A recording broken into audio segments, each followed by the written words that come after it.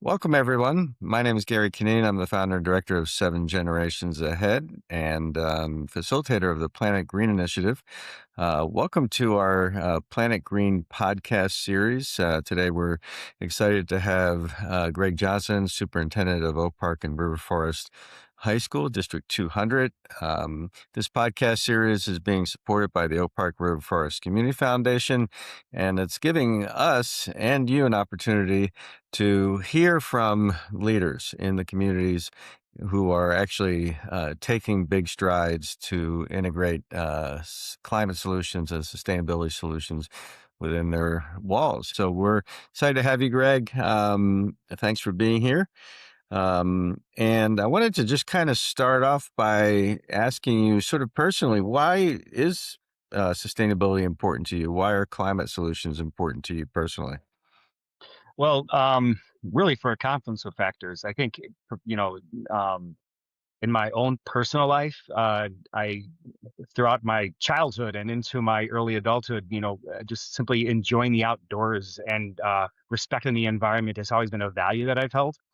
And I remember actually being a little kid in Elmhurst when they first started their recycling program, and you had to box things like and sort your brown glass from your green glass. I was throwing that stuff into the back of my parents' car and driving it over to the Park District site where we could do our recycling there. So this has been something that I've been part of in a very kind of loose and maybe kind of aesthetic way when throughout my life, but it's really hasn't been until I've been in this district that I've been able to kind of blend that with my professional experiences. Yeah. Wonderful, wonderful. So let's talk about the district a little bit and your board, your staff colleagues and students. And I know you've worked in different places over the course of your career. How important do you sense that sustainability and climate solutions are to all the other constituencies that you work with? Oh, well, it's certainly a value throughout our community in all sorts of ways, and I could talk a lot about how this pops up in different places in our school. First, we have had board members, and we currently have board members who are really committed to sustainability initiatives and doing everything we can to be as green as possible in how we go about our work at OPRF. Kathleen Odell is a rep who's currently on our sustainability committee and very committed. Our previous board president, Tom Kofsky, was a leader in this area, really challenged the district to find different solutions and ways that we could get engaged in sustainability. So, and that's just from kind of a board level policy perspective. I really latched onto those ideas when they came.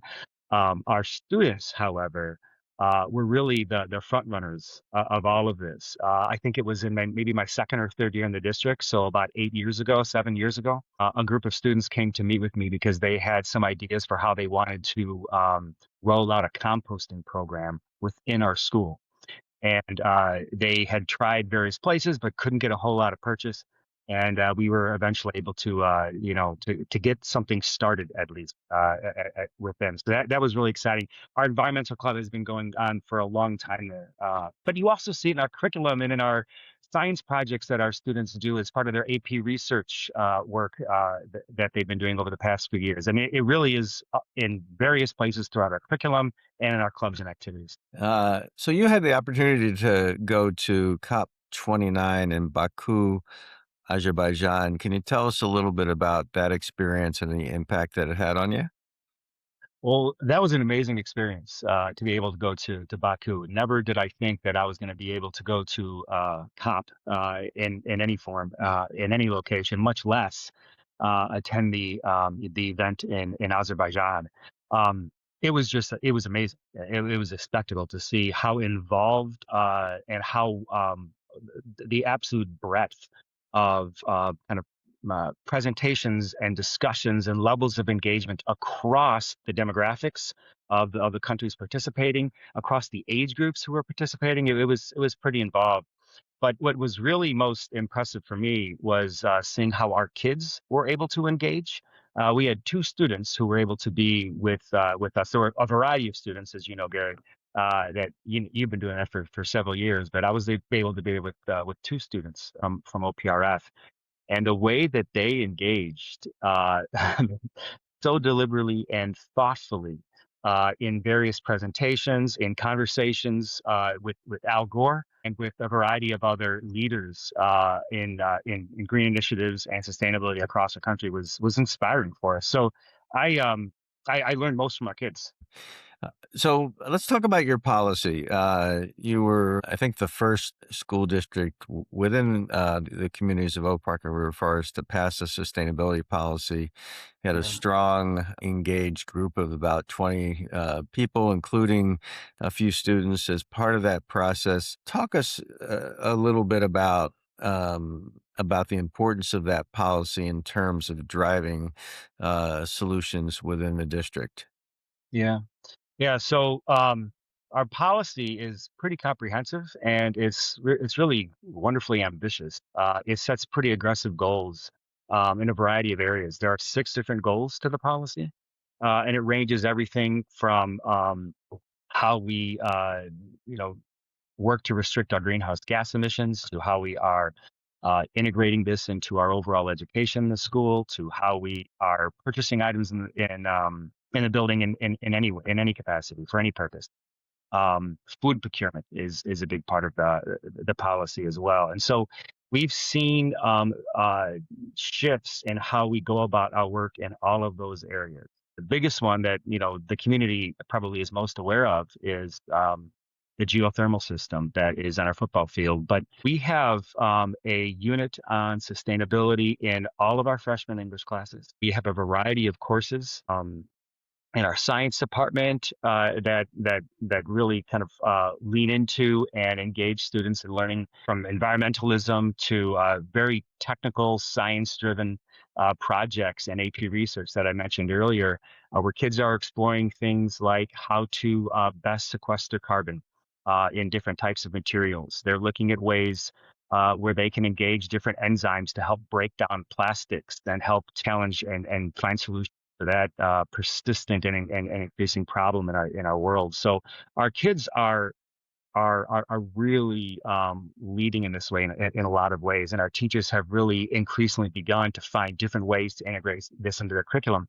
But even on how we recognize our faculty at our board meetings, almost once a month throughout the school year, we recognize and celebrate sustainability champions, both students and faculty, for the work that they have done to help everything from championing specific causes to help just simply promoting it and encouraging kids to find their own voices within this area. So it has it has affected a lot of what we're doing as a school, but really there is a lot to, there's a lot left to do.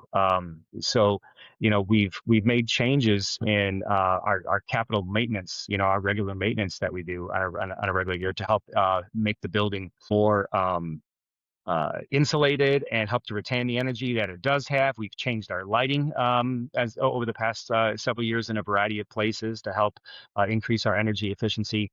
But it's a project that is going to be ongoing for forever. It's always going to be something we're focused on. So, you've been involved with Planet Green for a good handful of years now, and it gives you the opportunity to engage with your peers, leaders of other community institutions and governing bodies within Oak Park and River Forest.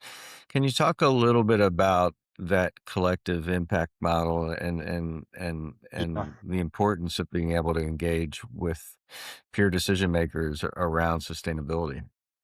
Yeah, one of the things that we've really been able to um, build and initially get off the ground is this idea of CASE, which is a group of, um, just like you said, it's leaders from District 97. Your Gary, your leadership in that has been instrumental in keeping us focused and engaged. Lindsay Niraka from the Village has been a key voice in that. And the whole purpose of these of coming together is to do our best to try to hold each other accountable and find efficiencies so that we have common approaches to the work that we are doing. Um, and we really have settled on a few key areas that we're focusing on. Education is certainly part of that, but greenhouse gas emissions is part of that. Green infrastructure throughout the village is a third area that we're focusing on. And then food waste is the final area that we've identified that we really want to make sure that we are driving our community forward in these areas as best we can. So really just identifying those areas that as village leaders we want to engage ourselves and our community in has been really important, and it has helped a lot of different ideas come to the fore that we didn't really have before. So that's been good. I want to go back to the geothermal project for a bit. And I remember some years ago, you hosted a forum. We convened a forum over at the high school and then had a lot of technical experts in the room, a lot of talk about energy efficiency, a lot of talk about solar, a little bit about geothermal. But I know at that point you were, sort of considering all options. What persuaded you, would you say, to lean into the geothermal project? And tell us a little bit about the project, how it's impacted the high school. The best way to really approach that is we had an opportunity in front of us. We knew with our master facilities plan that we were ready to lean into what we're calling, project two. It's almost complete right now, largely a physical education and athletics facilities. And it was time to make that investment in our campus. And that allowed us the opportunity to think a lot bigger than I think we were thinking up until that point with our sustainability efforts. We knew that we obviously needed to heat and cool the space. And so using traditional, natural gas boilers was distasteful to a lot of us. And I've already named a lot of those people previously, a number of our board members at the time, and those within our district wanted to try to find some way to avoid burning natural gas to this work and using traditional chillers. So we knew that electrification was where we wanted to go. The question was exactly how do we do this? And we had some fits and starts. We were novices in this area. We really didn't know how we were going to go about it. And so we had a few different partners that we brought in to help educate us about different models, everything from pure electric boilers to the geothermal system that we have now. And then we did a cost benefit analysis against the traditional natural gas systems as well. And what we found out was that we had an ideal space for us to maximize a geothermal field with our football field. And our turf at that time that was on that field was just about, not quite, but it was just about at its point where it needed to be replaced. And so that was aligning pretty well for us. So we had some square footage that we could use, and financially it was lining up for us. And so what we found though was that the geothermal system initially was the most expensive initial system that we could put in place. Drilling is time intensive, and it certainly was an expensive pursuit for us, but we had rebates available to us that we could tap in through the IRA, and a lot of those have expired. But we started this project in time where we can take advantage of that. And so we're looking at about 30 to 40% of the cost of the project initially is what we talked about. And the latest estimate that I heard from our team was somewhere in the $7 million range. We think we're going to be able to get back far as rebates are concerned. And that's not just for the well field that we see outside, but it's for the mechanical system inside the building as well. Um, Hmm. so the initial investment for just the geothermal field outside is about 12.5. You combine that with what we have inside, there's an additional amount for the system, but those rebates really made it possible. So it was timing for a big project. It was the rebates being available, and it was the fact that we could do this at a time where we weren't going to have to disrupt our football field in a major way. All those things lined up really nicely for us, and so we went for it. And I'm really thankful that our board did that. And our students have been a big part of this as well. I keep talking about our students being engaged in sustainability efforts, but we had students as interns who participated with Verigy, the company who led the drilling work outside. And it changed what those two kids are doing for their careers. At least, what they pursue is for their careers. They changed their majors as a result of what they learned through that experience. One of them is going into sophomore year next year, and the other going into their freshman year at the University of Illinois. So, yeah, it's been really exciting to see that take shape. Great, great story.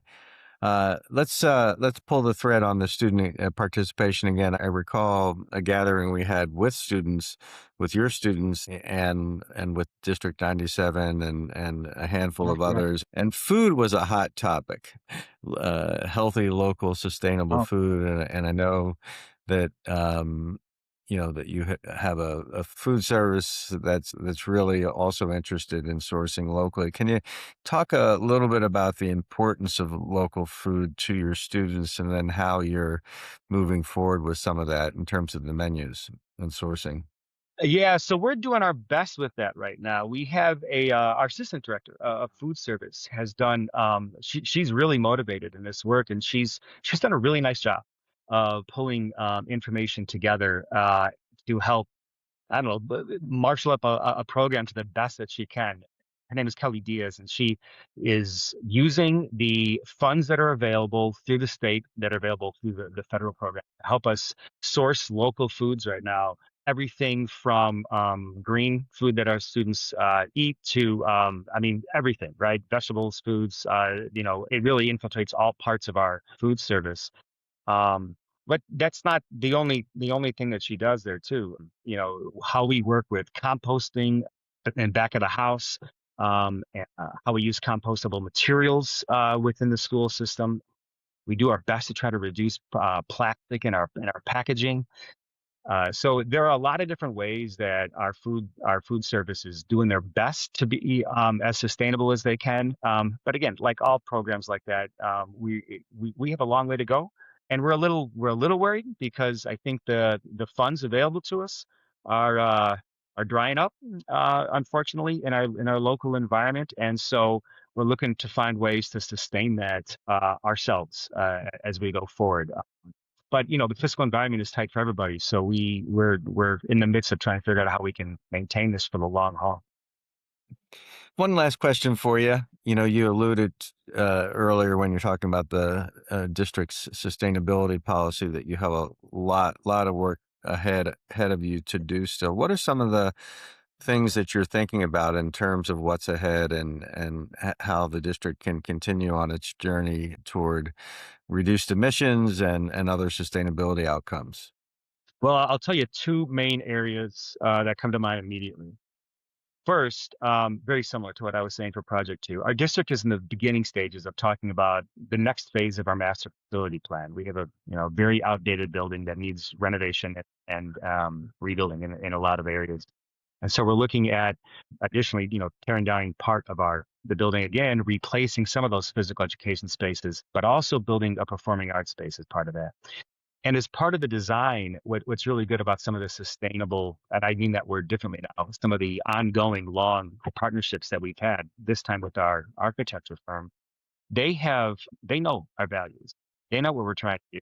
And they took it upon themselves to come to us and say, here's a proposal that we have for how to do geothermal for this project as well. And they've really creatively come up with a preliminary idea for how to maximize the green spaces along our mall, it'd be on the west side of the school for additional well fields for geothermal that hopefully will work to provide 100% of the heating and cooling for Act 3, this project, when it's ready to go. So that's exciting. I think the biggest area though that we can find immediate success with, or we should be able to find quick success with, is in our engaging our students in composting in our cafeteria. I mentioned previously that work with composting, but um, our cafeterias are set up to collect composting, to recycle, and to sort waste as best we can to participate in Oak Park's composting program. But it's challenging to get 3,300 students to be consistent with this. Simply having those spaces in your building isn't enough. And so trying to find a way to really build that up and make that part of how our district functions all the way through our grade levels and including our faculty is certainly an area that we can lean into. And I guess if I was going to mention a third area, I would just throw out a little bit of what I've already said. on our annual basis, there are always maintenance items that we have to work on as a school. And so insulation, replacing windows, changing our lighting, Mm. all of those things are, I mean, really, when I think if I were to give advice to another superintendent in any way, or a business manager, anybody in other districts, I would tell them those types of things are really where you need to start. Don't build up your huge programs first, or try to think huge and swing and potentially miss. There are things you can do in your building, in all buildings right now, to be more energy efficient, and that is um, a huge part of the work that we have to do. Wonderful. Well, thank you so much, Greg. As always, it's a real pleasure chatting with you, and we really appreciate the leadership that you've taken and your collaborative spirit with respect to the other leaders of the other institutions within our two communities here. And we're really looking forward to continuing to work with you. And congrats in advance on your ribbon cutting around the geothermal project. That's right. It's actually later today, so as we're recording this. So I appreciate that. Thanks for having me on this. It's great to talk with you again, Gary. And I've said this before in a variety of other spaces, but the leadership that you've shown in this community is really something special. Not all communities have somebody who is looking to pull together and have a consistent voice around this effort. And so I really appreciate your guys' throughout everything we've done over the past several years. Great. Well, thank you, Greg. Really appreciate you. Have a good rest of the afternoon. Yeah, you too. Thanks.